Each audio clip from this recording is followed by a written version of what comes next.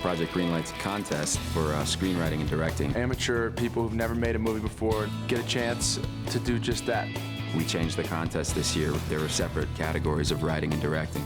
The Battle Shaker Heights is a great coming-of-age story. It's about this kid, Kelly, who's pissed off at the hand he's been dealt by life. Because I had no idea how to get from where I was to being a Hollywood director. I mean, I think it'd be pretty intense for them to sort of go from whatever they've been doing to literally coming to work every day and trying to make this movie. People can see how hard it is to do this. We want to show things as they really are.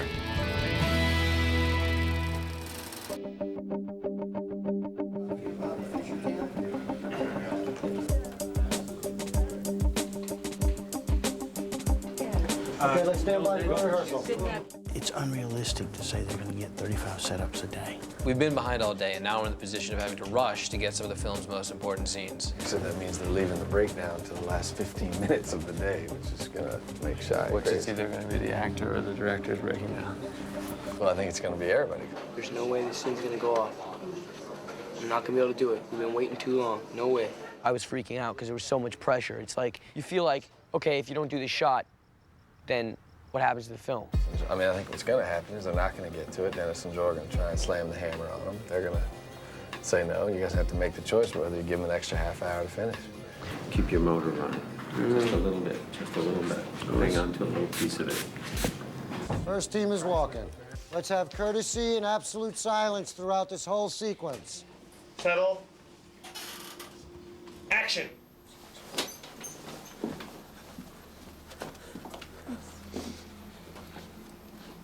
What, Kelly? What?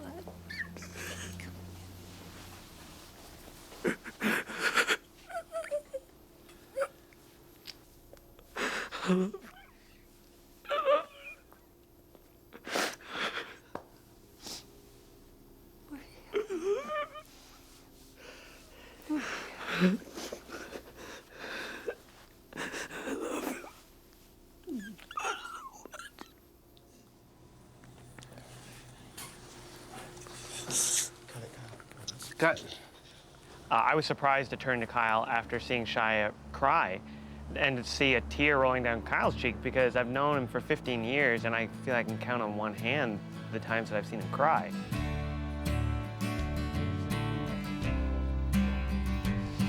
I finish the scene, I walk out and I see my mom and she's crying. You gotta understand, it's like, I've been doing this for a while. This is like my Little League.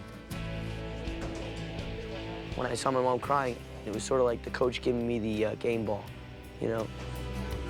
It felt really good.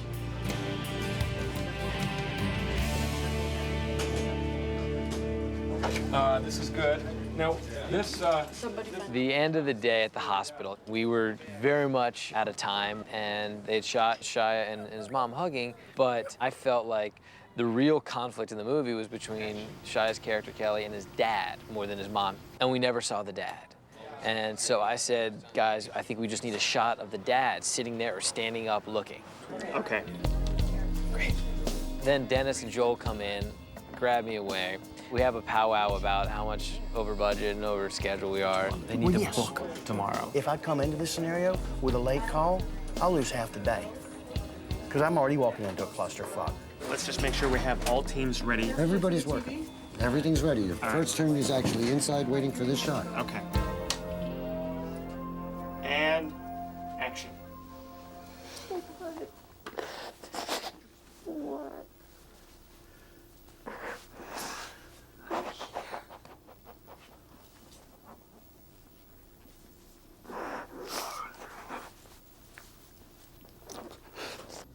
I come back to the monitor a couple minutes later, and Erica just has this look of tremendous sadness on her face. I look at the monitor and see that the entire family is hugging.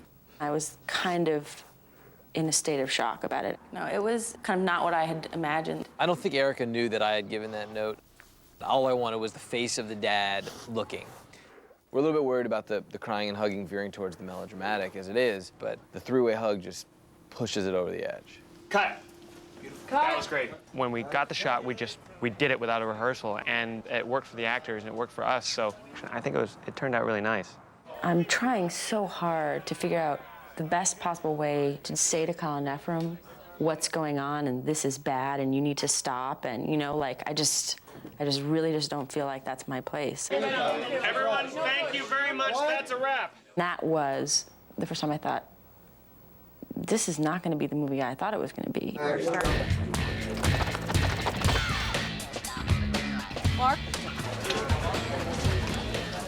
Was stuff good yesterday? Like at the end, was the performance good? I thought it was. Did Shia break down and cry? And the whole deal? Yeah, it was. There was one thing that got a little bit ugly. They do the take, they come over, the dad comes over and hugs, and it's a three-way hug. The three-way hug gets cemented in with the final dolly away shot. Why didn't you just do it again without the dad coming in the hug? It was the train. It was gone. Train left. First of all, it was like we had to get the hell out of there, but it had already been shot. That's a disaster. Disaster. I'm pissed at myself that I didn't make them take another take without the father coming into the hug.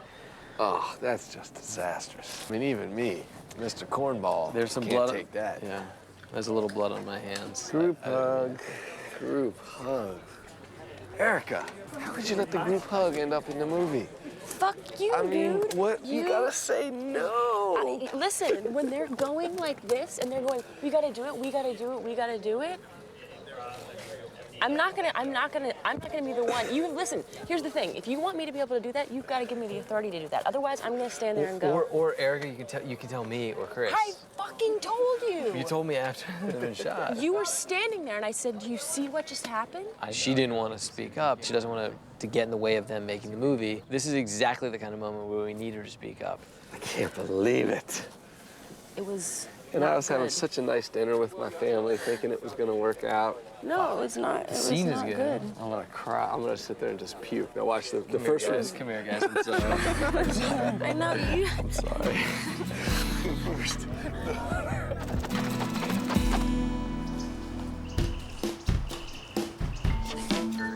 Today's the 6th day of shooting. For the next couple of days, we're going to be shooting war reenactment scenes at the Arboretum.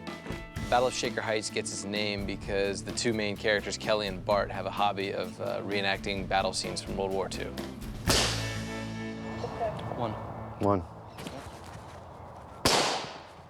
Two. Check the barrel. When I hand an actor a weapon, I'm the only one that's touched that. So I know that there's no way that somebody could have put a real round in the chamber, so we have to be real assholes about anybody touching anything.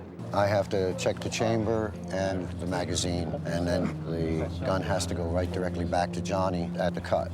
It's just a safety thing since Brandon Lee that we have to follow. Right, that's good. For the battle reenactment scenes, we actually hired these real World War II reenactors, and they know how to stage a battle scene. The movie opens, battle scene. You think it's like Saving Private Ryan or something. The reveal is that they're just doing a reenactment. That's when Kelly meets Bart for the first time. You look more like a soldier than I do. Yeah. I hate it. I mean, I don't like war, period. But you gotta do what you gotta do. Beg for your life! First reenactment scene we're shooting, Kelly is going to rescue an American POW by disguising himself as a German soldier. The script calls for him to attack the soldier with the butt of a rifle. You're no longer going to have a gun. Okay. And do any shooting. So you want to lose this line then, right? Or no? Thinking about it, the Blue French Sky, do you? Yeah, okay. I would lose it. Lose that, all right. No, I thought he was on my face with his boot or something. Not anymore. That's all different? Yeah, All right. yeah. We were shooting the German interrogation scene, and there were a lot of changes that we ended up making on the day to the blocking of the scene. Some of the stunts are changing. Okay. For the most part, it's just becoming simplified. Okay. We're not doing the rifle butt. There's no firing the gun into the rafters. There's, That's all gone? well, it's just being changed. So there's no rifle butt? No rifle butt. But there's a nice kick in the balls, which should be funny. Okay. You like the rifle butt? I like the rifle. I liked it too, but I think simple is better. The directors came to set and changed how they were going to stage a scene. This is one of the things where you get a tricky situation when the director says, no, we're simplifying, we're making it a lot easier, a lot less shots. didn't know how many shots exactly were before, and you don't know exactly how many are now, so that's really an easy answer for them to give. And don't tell Erica. Just kidding. There just hasn't been time for us to sit down and meet. So, but she's around. I expect we'll end up talking to her as soon as she gets here. The back of the tent now, we see Kelly run up. Commandant. Lisa? I know. Cool. We're gonna make even more changes. We're gonna shoot this way. This is where the action's going to take place. It's hard for directors that don't have the experience to realize all of the changes that have to happen, the wardrobe changes, the communication, and just kind of the clockwork necessary to make all the pieces run. We're gonna go do this, I'll go do that, and you're gonna go do that, right? Yep. Part of the crew is on the last piece of information, and part of the crew is on the new piece of information, and it really is like a traffic jam. Irregardless of the size, we need now Kelly in Gunter's uniform. But what are the dialogue changes then? Well, actually, we might not change this now. Okay, so you're taking out this line. These are lines that we thought we could this line. potentially kill. Okay, obviously that I would have liked to have known about before this moment. What's going on, kiddo? Oh, you guys are changing minds. So I understand there's some corrections or some changes. Oh, Jesus. Sometimes when you simplify a scene, if people don't know, it doesn't necessarily make it go faster. I'm gonna kick him in the nuts? Yeah. How are we gonna go about that? Oh, it's so simple. Does he have a cup or something? He apparently will be protected, so you can really wail on him. But before you do that, we should double check before you do it. Yeah, yeah. Commandant! Oh, bam! Yeah, and when he's falling, there could be a moment where you're getting the gun too. You guys can struggle like the gun is the focal point of your struggle. Ah! Bam! Ah! Bam! Ah! Bam! It doesn't need to look, super slick. It's like kind of awkward and silly. I'm gonna fucking Van Damme this whole scene. We could start the dialogue in a table too. So he could say it's a nice day there as he's dabbing the napkin. Yeah. Fire in the hole! That's ready to fire, sir. Okay, going again. Here we go. Weapons fire, and roll sound. The Commandant! Der Führer ist umbringen. Was? Und das... Oh. Cut! Misfire. Weapon down. Dude, it's 3:30. With all the script changes we had this morning, we've fallen pretty far behind, and now it's going to be a struggle to make the day. We call it the old Gone with the Wind in the morning and Dukes of Hazzard after lunch routine. We still have to clear all of this, so that's got to go. First thing I want to find out is what shot we're shooting for what part of the scene, and that's what I have to find out here. So let's run and get you back into makeup. Thanks for hustling. Action! Bang!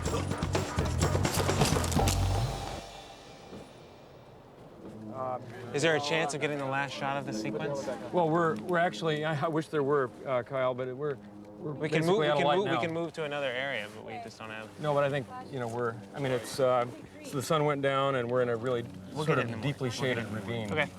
So that's a wrap. We need to make sure that what we didn't get today leaves the smallest footprint as possible on tomorrow. Or we'll have a bona fide boning if we don't.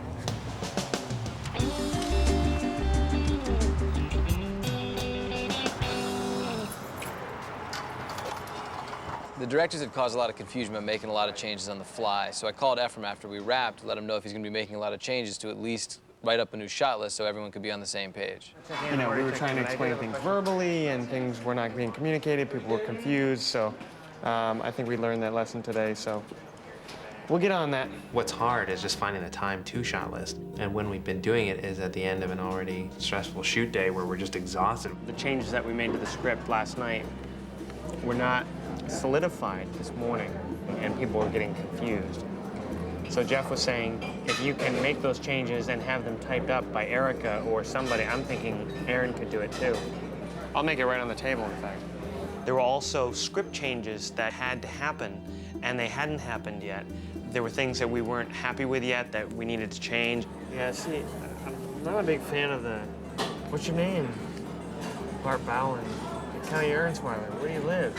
shake our eyes. Me too. You know, it's like, ugh. I'm fucking losing it. Losing those lines is not gonna make Erica happy. You want Erica to type it up? Good, yeah. I'm just worried about it going through a translation.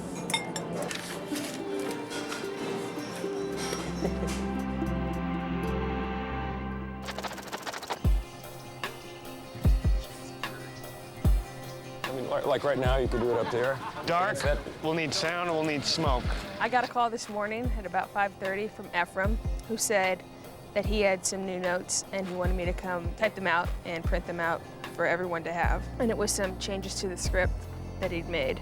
I mean, it's basically the same dialogue. It's just rearranged a bit in order to keep it simple. Simple's good. And also to fit with what we shot yesterday. The meeting of Kelly and Bart. Arrived on set this morning and saw new script pages that I had never seen before. I felt like the scene was nowhere near as good as the original scene, that something was lost. Felt like it was unacceptable. In this shot, it'll be a separate Erica vignette. Beanie. Do phones work? What's that? Do phones work? Can you use a phone and call someone? Of course, Erica. Okay, so then why didn't you? Erica, it is totally fucked up right now. This process, there is no time for us to sit at a round table and discuss this stuff. So Jeff Bayless called us yesterday. You guys had some problems in the morning because you didn't have changes to dialogue that were clear. He's like, someone needs to type them up so that, you know, people can understand what you guys are thinking. Okay, well, I'm coming to set and I'll just have a discussion there with people about it. Oh, yeah, that would be great. Okay, bye.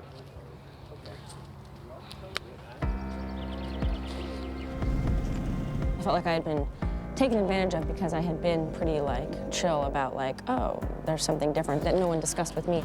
Kyle, just FYI, Erica just had a little mini meltdown about the dialogue. Oh, really? Yeah. This screenplay has a very specific tone. My job is to see that that's maintained so that the final product is as close to the original intention of the material. I love the idea that you guys had about the abstraction, you know, the nebulous kind of slow-mo images. Yep. If I can get you something... Yeah, which they didn't. So I walked into the trailer and there is new dialogue, which, first of all... It's the same dialogue with different staging. It's not.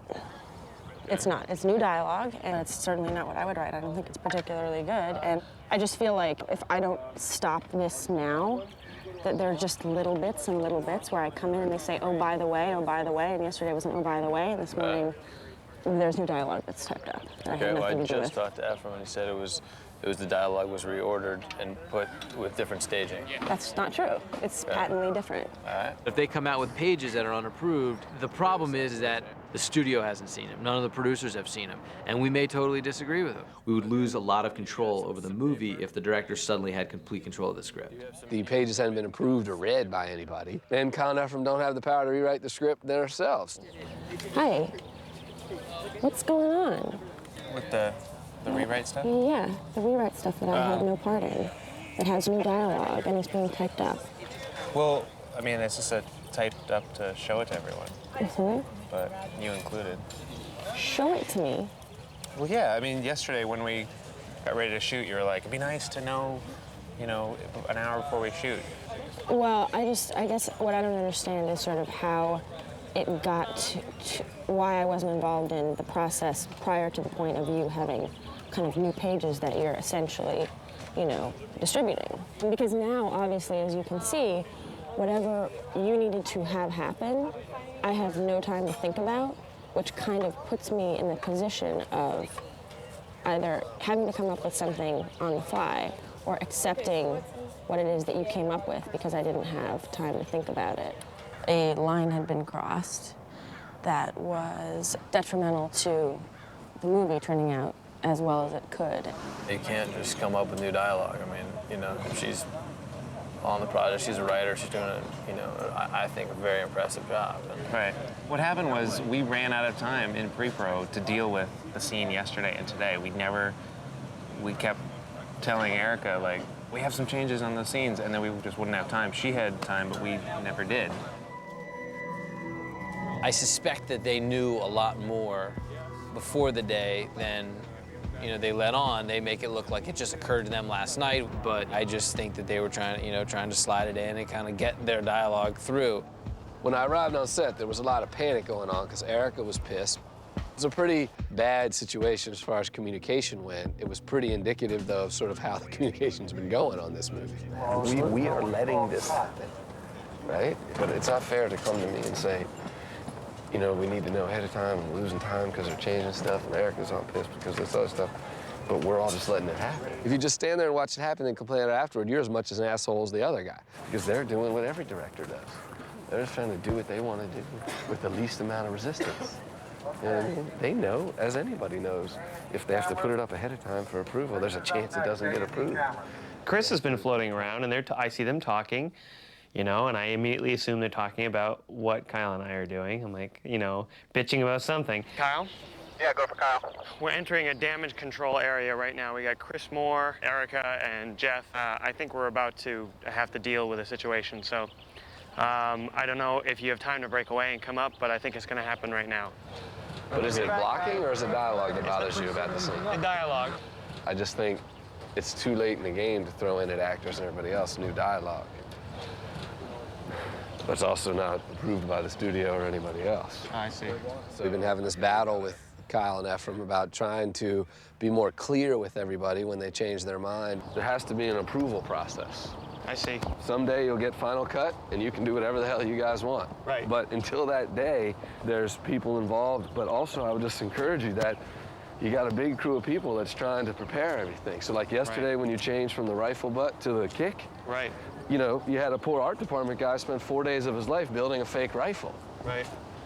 You know, you're wasting those guys' time, you know, if you're thinking that you're going to change these things and you're just keeping it to yourself. You guys spent 3 hours at the diner, you know, talking about it, and I could have been there. Kyle and Ephraim are in their own little world, and, you know, it's too bad, because, you know, there's a lot of people here all in this world, and I'm sad, I'm disappointed that somehow I've presented a process that you guys don't trust, but we got to build a process that you guys do trust. It has nothing to do with not trusting the process, because that makes it sound like we're sneaking around and being like, hey, we're going to get this through the process without someone knowing about it.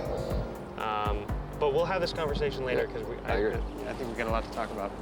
Chris got upset and accused us of trying to sneak something in without telling people. It was just a little bit insulting. All that shit with Eric and Chris really had an effect on me. Yeah.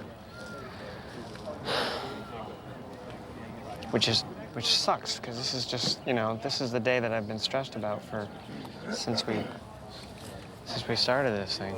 I think, as much as we all want to watch dailies, I think we should, at lunch, have a conversation instead of dailies. Okay, well, I want to write down my notes for this little lunch thing to make sure that I remember all of the examples so I can lay it on them. Okay. All right? All right. 11 Baker is Remember Jessica? Hey. She came to check out what we're doing. My name's Jessica Landau. I was one of the directing contestants for this year's Project Greenlight. I came here today prepared to tell you that the only script I want to be considered for is Shaker Heights. For the film The Battle of Shaker Heights, we chose Kyle Rankin and Ephraim Patel. I came to the set today because I heard they were going to be shooting the battle sequences, and Erica said I should come see them. I can't even speculate about how the movie would be different if Jessica had won and was directing it. Kyle and Ephraim are like a self-contained unit. There were times when I wished that there was the possibility for a bit more collaboration, and I don't think that would have been the case with Jessica. What doesn't make any sense is you did 6 drafts with them and you went through each one. I know, I still don't understand that part at all. They've had a million opportunities. You don't have this epiphany the night before the shoot. And action!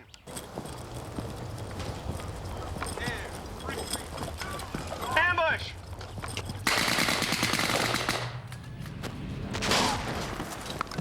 Mortar!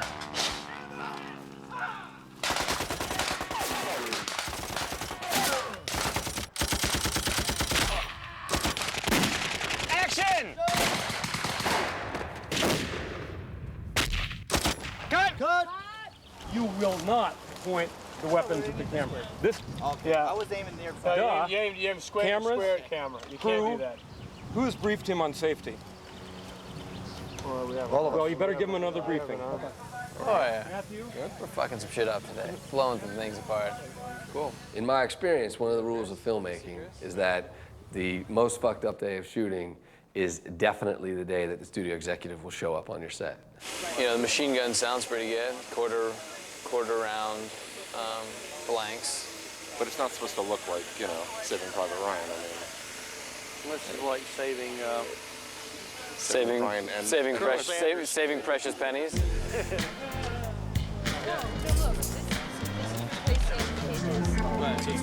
There seems to be a lot of confusion, a lot of different messages going out to the people, and we got to find a way to get through it. I think, by and large, we've been trying to simplify the way that we're shooting everything. When you do decide you're going to change things, there's got to be a process. Right. And it can't be the closest person to you turn and tell. You're totally right. We did not communicate well about yesterday and today, and I'm really sorry, Erica, that we showed up with changes, even though those were meant to kind of give to people and work them out before the scene this afternoon. But we could have communicated better. Because there's also a precipitating effect that what may seem simple on the surface may add a whole level of logistics that we can't afford or complicate it. I don't think we have any changes coming up after today. I mean, yesterday and today were the two biggest But what days about that tomorrow?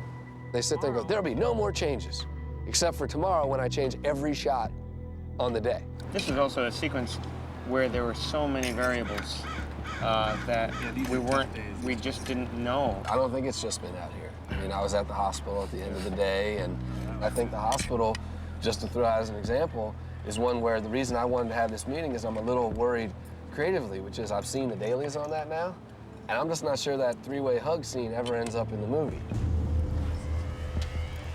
It just feels way over the top. Maybe I'm wrong. Maybe you guys looked at it and said, that's genius. Chris sometimes has that energy of sort of swooping into a situation and pointing fingers. So to be in the Arboretum and have so much to be thinking about, and then to have Chris coming in and just sort of like throwing around just this weird energy, I didn't find particularly productive or effective.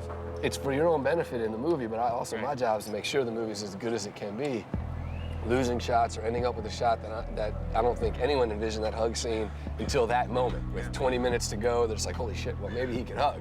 It leads to disaster.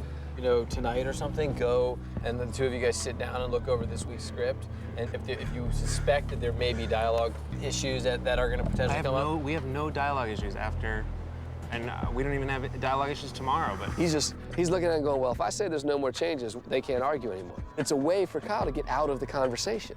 There's two options. One is either they're just naive. The other is they're passive-aggressive, manipulative fucks. I don't want to start thinking that they're manipulating it on purpose, but it's starting to feel like that. All right. Sorry to take away your lunch. No. Thanks for your input. Yeah. My concern now is that we're 7 days in, we got 15 days to go. If Kyle and Ephraim don't start communicating better with the crew, we're gonna burn everybody out, and the movie's definitely gonna suffer for it.